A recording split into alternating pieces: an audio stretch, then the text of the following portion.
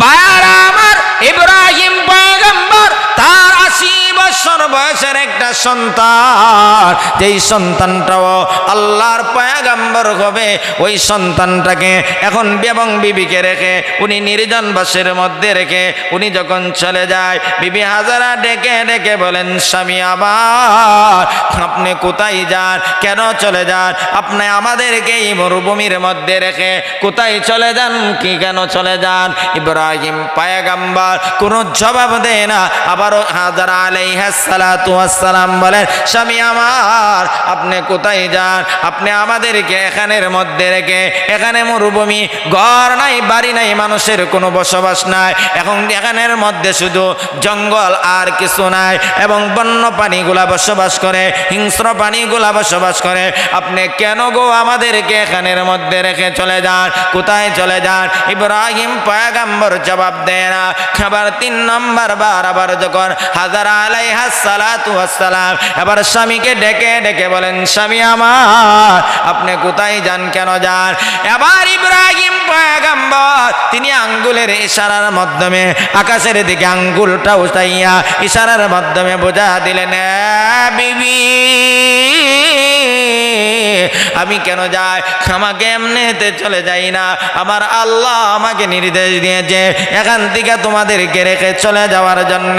এবার হাজারা আলাইহিস সালাতু ওয়াস সালাম, ও মা বোনেরা শোনো গো, তাওয়াক্কুল কাকে বলা হয়? ওয়া আলা রাব্বিহিম ইয়াতাওয়াক্কালুন। তাওয়াক্কুলের ব্যাখ্যা ভালো করে শুনে নাও, হাজারা থেকে শুনে নাও। এবার হাজারা আলাইহিস সালাতু ওয়াস সালাম বলেন, হে প্রাণের প্রিয়তম স্বামী ইব্রাহিম, আপনি এখান থেকে চলে যাবেন, আপনাকে আল্লাহ নির্দেশ দিয়েছে।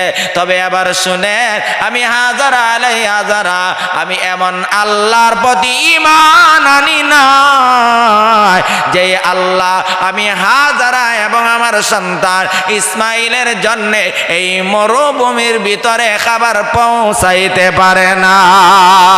এবার আসেন, কোরবান শব্দ থেকে কোরবানি শব্দটা উদ্গত, নিগত, অর্থাৎ কোরবান শব্দ থেকে কোরবানি শব্দটা বাহির হয়েছে। কোরবান শব্দের অর্থ হলো আল্লাহ তাআলার নৈকট্য হাসিল করা, আল্লাহ তাআলার প্রিয় বান্দা হওয়া, আল্লাহ তাআলার নৈকট্য হাসিল করা। পরিভাষায় বলা হয় কোরবানি, পরিভাষায় কোরবানি বলা হয় নির্দিষ্ট মাসে, নির্দিষ্ট দিনে, নির্দিষ্ট সময়ে, নির্দিষ্ট একটা পশুকে আল্লাহ তাআলার নৈকট্য হাসিল করার উদ্দেশ্যে, আল্লাহ তাআলার প্রিয় বান্দা হওয়ার উদ্দেশ্যে, আল্লাহ তাআলার মাকবুল বান্দা হওয়ার উদ্দেশ্যে আল্লাহর রাস্তা নির্দিষ্ট দিনে, নির্দিষ্ট সময়ে, নির্দিষ্ট একটা পশুকে আল্লাহর রাস্তা কোরবানি করার নাম হলো, শরীয়তের পরিভাষায় তাকে কোরবানি বলা হয়। তাহলে আপনারা বুঝছেন তো কোরবানি শব্দের আবিধানিক অর্থ এবং পারিভাষিক। তাহলে আমরা পারিভাষিক সংজ্ঞার মাধ্যমে বুঝতে পারলাম কোরবানি এমন একটা বিষয়, কোরবানি এমন একটা জিনিস, যেই জিনিসের মাধ্যমে, যেই বিষয়ের মাধ্যমে মানুষ আল্লাহর নৈকট্য হাসিল করতে পারে, মানুষ আল্লাহর সন্তুষ্ট হাসিল করতে পারে। কোরবানি হলো আল্লাহ তাআলার নৈকট্য হাসিল করার একটা মাধ্যম। কোরবানি হলো আল্লাহ তাআলার সন্তুষ্ট অর্জন করার একটা মাধ্যম। কোরবানি হলো আল্লাহর প্রিয় বান্দা হওয়ার একটা মাধ্যম। কোরবানি হলো আল্লাহর খালেস বান্দা, আল্লাহর মুমিন বান্দা হওয়ার একটা মাধ্যম, হলো আল্লাহর রাস্তা কোরবানি করা। সুবহানাল্লাহ।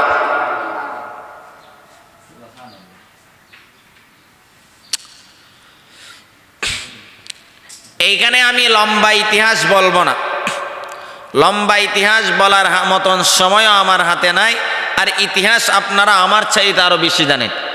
কারণ এখন সামনে কোরবানি, প্রত্যেকটা মসজিদের মিম্বর থেকে ওলামায়ে একরামরা, ইমাম সাহেবরা কোরবানির বয়ান করবে, ইতিহাস বলবে, কোরবানির আলোচনা করবে। এর মাধ্যমে আমরা কোরবানির অনেক বিষয়গুলো জানতে পারবো। প্রত্যেকটা জুমাতেই, প্রত্যেকটা মসজিদ থেকে কোরবানির আলোচনা বাহির হবে। সুবহানাল্লাহ। এবার আসুন, কোরবানির সূচনা কোথায় থেকে হয়েছে, এই রেওয়াজ, এই রীতি, এই নিয়ম, এই পদ্ধতি আমরা কোথায় থেকে পেয়েছি? এটা পৃথিবীর কোনো মানুষ সেটা তৈরি করে নাই, পৃথিবীর কোনো মানুষের কাছ থেকে আমরা নিয়ম পদ্ধতি পাই নাই। এটা আল্লাহ প্রদত্ত, আল্লাহর পক্ষ থেকে হযরতে আদম আলাইহিস সালাতু ওয়াস সালামের পুত্রের মাধ্যমে কোরবানির ইতিহাস সূচনা হয়েছে। এর ধারাবাহিকতা আমরা পর্যন্ত আছি, আমরা পর্যন্ত পেয়েছি। কিয়ামত পর্যন্ত কোরবানির এই নিয়ম, এই পদ্ধতি, এই রীতি থাকবে। এবার আসুন বায়রা আমার লক্ষ্য করে দেখুন, আল্লাহ রব্বুল আলামিন এই কোরবানির ইতিহাস সম্পর্কে পৃথিবীর কোনো গ্রন্থ পড়তে হবে না, পৃথিবীর কোনো গ্রন্থের মধ্যে যেটা আছে সেইটা থেকে গ্রহণযোগ্য হলো আমার আল্লাহ রব্বুল আলামিন এই কোরবানির আলোচনা সূরা মায়েদার এক আয়াতের ভিতরে আল্লাহ নিজেই আলোচনা করেছেন। ওয়াতলু আলাইহিম নাবা আবনাই আদম বিল হক। হে পয়গম্বর মুহাম্মদ, আপনি আপনার উম্মতের সামনে তেলাওয়াত করুন, আপনার উম্মতের সামনে বর্ণনা করুন, আপনার উম্মতের সামনে আলোচনা করুন। পয়গম্বর গো, আপনার উম্মতকে জানাইয়া দেন হযরতে আদম সফিউল্লাহর 2 সন্তানের মাধ্যমে আমি আল্লাহ কোরবানির নিয়ম, আমি আল্লাহ কোরবানির সিস্টেম চালু করেছি। এ পয়গম্বর, তার 2টা সন্তান কাবিল এবং হাবিল 2 জন কোরবানি দিয়েছিল। আমি আল্লাহ ওই হাবিলের কোরবানি কবুল করেছি, আমি আল্লাহ হাবিলের কোরবানি কবুল করে নিয়েছি, আর কাবিলেরটা আমি আল্লাহ কোরবানি কবুল করি নাই। পয়গম্বর গো, হাবিলের কোরবানি কবুল করার কারণ হলো হাবিলের নিয়ত একমাত্র আমার আল্লাহকে খুশি করা, আমার আল্লাহর বিধান বাস্তবায়ন করা, আমার আল্লাহকে খুশি করা। এই জন্য হাবিলের কোরবানি আমি আল্লাহ নিজে কবুল করে নিয়েছিলাম। সুবহানাল্লাহ। তাহলে এখান থেকে আমরা কি শিক্ষা পাইলাম? কোরবানি এমন একটা বিষয়, যেই বিষয়টা একমাত্র নিয়তের সাথে সম্পৃক্ততা। কোরবানি এমন একটা ইবাদত যেটা ইখলাসের সাথে সম্পৃক্ততা। কোরবানি এমন একটা ইবাদত যেটা হালাল মালের সাথে সম্পৃক্ততা। হইলে আমরা এখানে পালাম আল্লাহর নৈকট্য হাসিল করার একটা ইবাদতের নাম হলো কোরবানি। আর এই কোরবানিতে একমাত্র আল্লাহকে সন্তুষ্ট, আল্লাহকে খুশি করা, আল্লাহর নৈকট্য হাসিল করা ওই কোরবানির উদ্দেশ্য এবং মাধ্যম হবে। কথা ঠিক কিনা?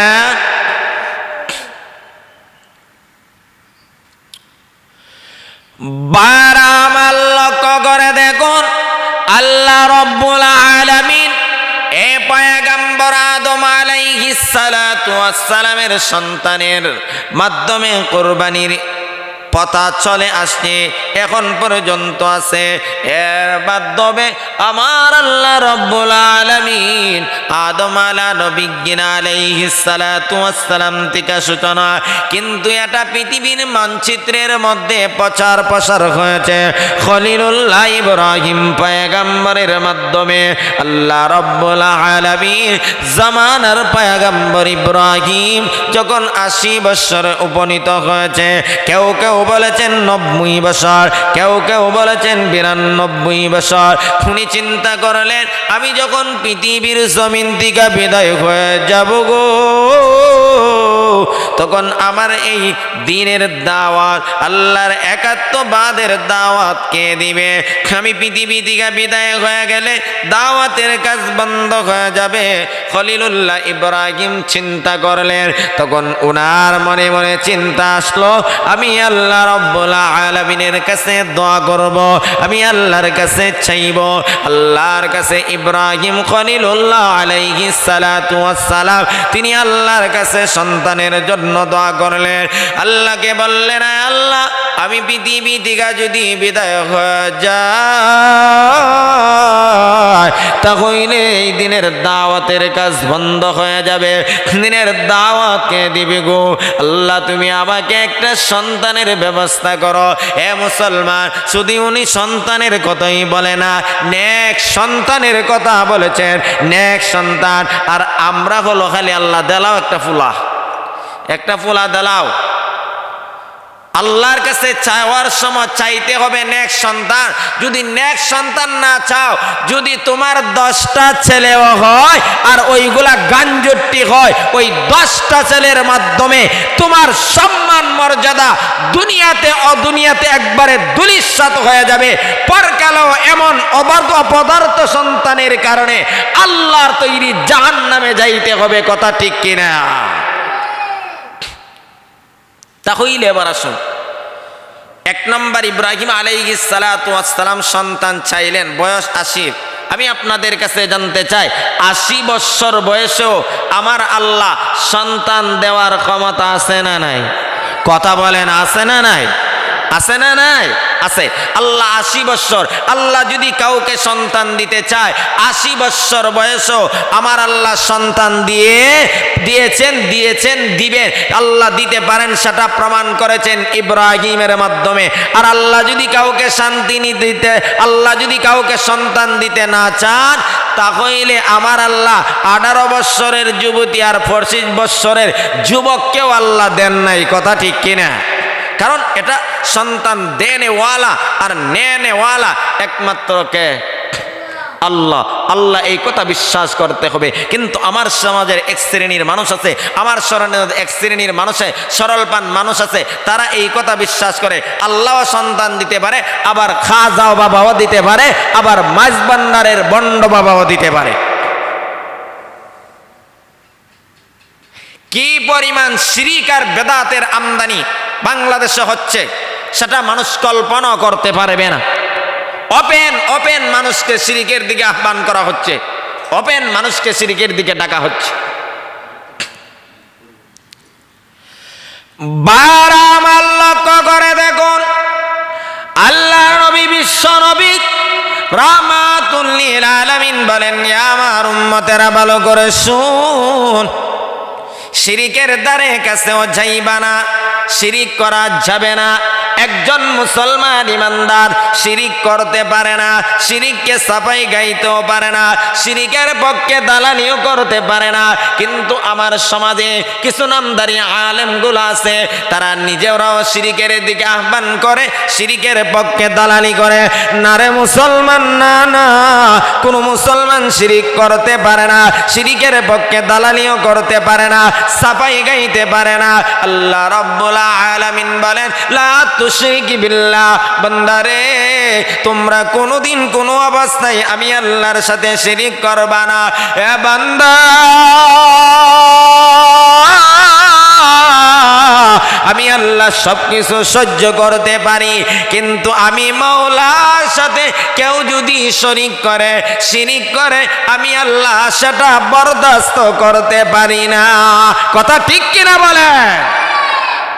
তাহলে আমরা শিরিক থেকে বাঁচতে হবে। শিরিক থেকে কিভাবে বাঁচতে পারবো, কিভাবে বাঁচবো, সেটার পদ্ধতি, সেটার সিস্টেম আমাদের জানার দরকার। ভাইরা আমার, খলিলুল্লাহ ইব্রাহিম 80 বছর বয়সে সন্তান চাইলেন, 80 বছর বয়সেও আমার আল্লাহ সন্তান দিয়া প্রমাণ করে দিলেন, আমি আল্লাহ চাইলে 80 বছর বয়সেও সন্তান দিতে পারি, না চাইলে 18 বছরের যুবতী, 25 বছরের যুবক, তাদের যৌবনের পুরা পদর্পণের মধ্যেও আমি আল্লাহ দেই না। কথা ঠিক নিবি? ঠিক। আমার সমাজে, বর্তমান সমাজে যুবক বিয়া করছে, যুবতী বিবাহ বসছে, সন্তান হয় না, হুজুর তেল পরা দেন, পানি পরা দেন। পানি পরার তেল পরা দুনিয়ার সকলকে হুজুর থেকে খাওয়াইলেও সন্তান আনতে পারবেন না, কোনো হুজুর দিতে পারবে না, কোনো পীর দিতে পারবে না, কোনো বাবা দিতে পারবে না। কারণ সন্তানের মালিক একমাত্র আল্লাহ ছাড়া আর কেউ হতে পারে না।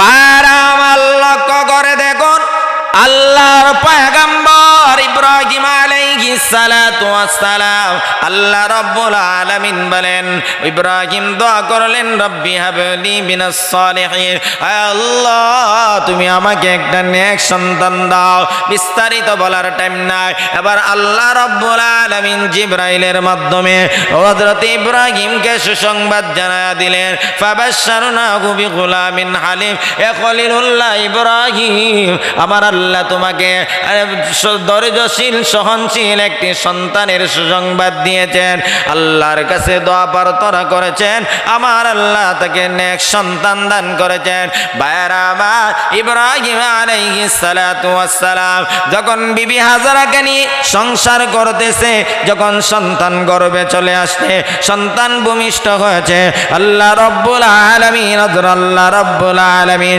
জিবরাইলের মাধ্যমে ইব্রাহিম পয়গম্বরকে জানায় দেয় হে পয়গম্বর ইব্রাহিম ওনার সন্তানকে নির্জন বাসে মরুভূমিতে একা রেখে এবং সন্তান এবং বিবিকে রেখে আল্লাহ জানা দিলেন ইব্রাহিম রে আমি আল্লাহর নির্দেশ হলো আমি আল্লাহর হুকুম হলো আমি আল্লাহর আদেশ হলো সন্তান এবং বিবিকে রেখে আবার তুমি পুনরায় তোমার জায়গাতে চলে যাও বাবা আমার ইব্রাহিম পয়গম্বর তার 80 বছর বয়সের একটা সন্তান যেই সন্তানটাও আল্লাহর পয়গম্বর হবে ওই সন্তানটাকে এখন এবং বিবিকে রেখে উনি নির্জন বাসের মধ্যে রেখে উনি যখন চলে যায় বিবি হাজারা ডেকে ডেকে বলেন স্বামী আমার আপনি কোথায় যান কেন চলে যান আপনি আমাদেরকে এই মরুভূমির মধ্যে রেখে কোথায় চলে যান কি কেন চলে যান ইব্রাহিম পয়গম্বর কোনো জবাব দেয় না আবারও হাজারা আলাইহিস সালাতু ওয়াসসালাম বলেন স্বামী আমার আপনি কোথায় যান আপনি আমাদেরকে এখানের মধ্যে রেখে এখানে মরুভূমি ঘর নাই বাড়ি নাই মানুষের কোনো বসবাস নাই এখন এখানের মধ্যে শুধু জঙ্গল আর কিছু নাই এবং বন্য প্রাণীগুলা বসবাস করে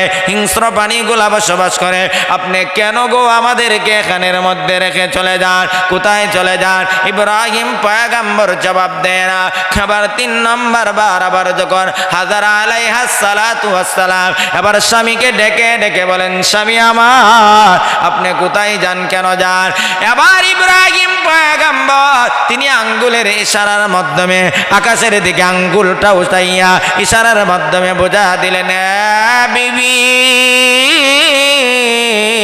আমি কেন যাই আমাকে এমনিতে চলে যাই না আমার আল্লাহ আমাকে নির্দেশ দিয়েছে এখান থেকে তোমাদেরকে রেখে চলে যাওয়ার জন্য এবার হাজারা আলাইহিস সালাতু ওয়াসসালাম ও মা বোনেরা শোনো গো তাওয়াক্কুল কাকে বলা হয় ওয়া আলা রাব্বিহিম ইয়াতাওয়াক্কালুন তাওয়াক্কুলের ব্যাখ্যা ভালো করে শুনে নাও হাজারা থেকে শুনে নাও এবার হাজারা আলাইহিস সালাতু ওয়াসসালাম বলেন হে প্রাণের প্রিয়তম স্বামী ইব্রাহিম আপনি এখান থেকে চলে যাবেন আপনাকে আল্লাহ নির্দেশ দিয়েছে তবে এবার শুনেন আমি হাজারা আমি এমন আল্লাহর প্রতি ঈমান আনি না যে আল্লাহ আমি হাজারা এবং আমার সন্তান ইসমাইলের জন্য এই মরুভূমির ভিতরে খাবার পৌঁছাইতে পারে না